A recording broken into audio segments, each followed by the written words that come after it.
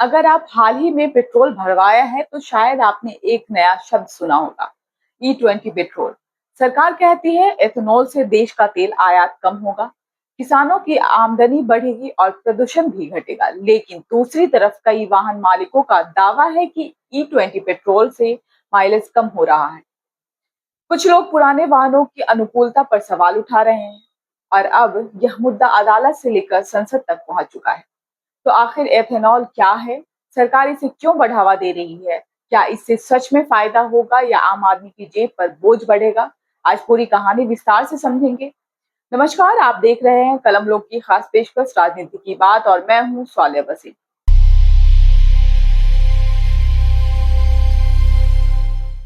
सबसे पहले समझते हैं कि एथेनॉल आखिर है क्या। एथेनॉल एक तरह का बायोफ्यूल है, यानी ऐसा ईंधन जो फसलों और जैविक पदार्थों से बनाया जाता है।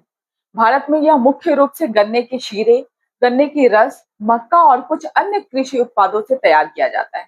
जब इस एथेनॉल को पेट्रोल में मिलाया जाता है तो उसे E10, E20 जैसे नाम दिए जाते हैं। E20 का मतलब होता है 20% एथेनॉल और 80% पेट्रोल।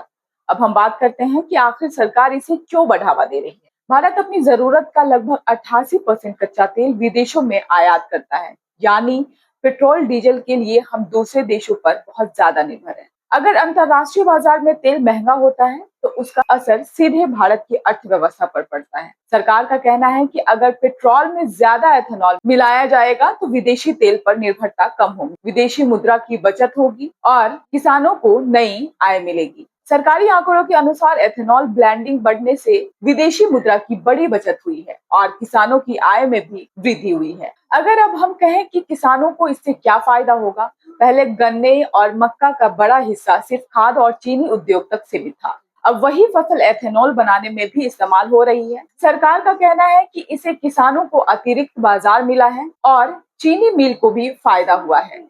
यहीं से कहानी का दूसरा पक्ष शुरू होता है। कई वाहन मालिकों का कहना है कि E20 पेट्रोल इस्तेमाल करने पर माइलेज थोड़ा कम हो जाता है। इसकी वजह यह बताई जाती है कि एथेनॉल की ऊर्जा क्षमता पेट्रोल से कम होती है। इस कारण सामान दूरी तय करने के लिए थोड़ा अधिक ईंधन लग सकता है। कुछ विशेषज्ञ और वाहन मालिक पुराने मॉडलों में लंबे समय तक E20 इस्तेमाल को लेकर भी सवाल उठा रहे हैं, खासकर उन वाहनों में जिन्हें E20 के लिए डिजाइन नहीं किया गया था। सरकार का कहना है कि एथेनॉल ब्लेंडिंग को लेकर लोगों की चिंताओं का ध्यान रखा जा रहा है। नए वाहन E20 पेट्रोल के अनुरूप बनाए जा रहे हैं और अगर माइलेज में थोड़ी कमी आती भी है तो उसके बदले देश का बड़ा फायदा होगा। तेल आयात कम होगा, विदेशी मुद्रा बचेगी, किसानों की आय बढ़ेगी और प्रदूषण कम होगा। पेट्रोलियम मंत्री हरदीप सिंह पुरी ने कहा है कि E20 से माइलेज में हल्की कमी हो सकती है, लेकिन यह कई अन्य कारणों पर भी निर्भर करता है। उन्होंने बताया कि इस नीति को लागू करने से पहले सरकार ने ऑटो कंपनियों और विशेषज्ञ संस्थाओं से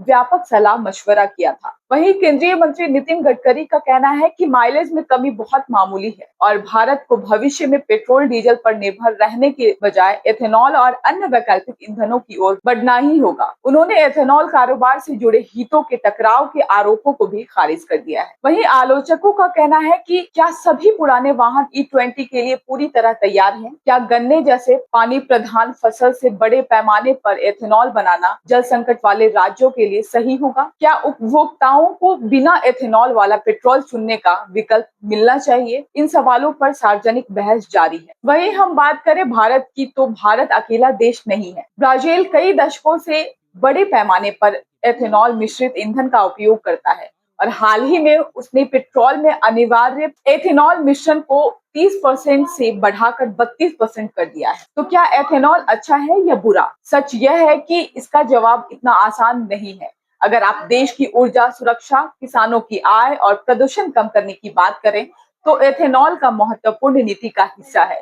लेकिन अगर पुराने वाहनों, माइलेज, वाहन अनुकूलता और उपभोक्ताओं की पसंद की बात करें तो कुछ वास्तविक चिंताएं भी सामने आई है, यानी सरकार इसे भविष्य का ईंधन बता रही है। आलोचक कह रहे हैं कि नीति लागू करते समय उपभोक्ताओं की चिंताओं पर भी बराबर ध्यान दिया जाना चाहिए। अब फैसला आपको करना है, क्या एथेनॉल भारत की ऊर्जा क्रांति है या इसे लागू करने के तरीके पर अभी और सुधार की जरूरत है? आप क्या सोचते हैं? कमेंट्स करके अपनी राय जरूर बताएं। वीडियो अच्छी लगे तो लाइक, शेयर, सब्सक्राइब जरूर करें। फिर मिलेंगे एक नए वीडियो के साथ, एक नए इन्फॉर्मेशन के साथ। तब तक के लिए नमस्कार।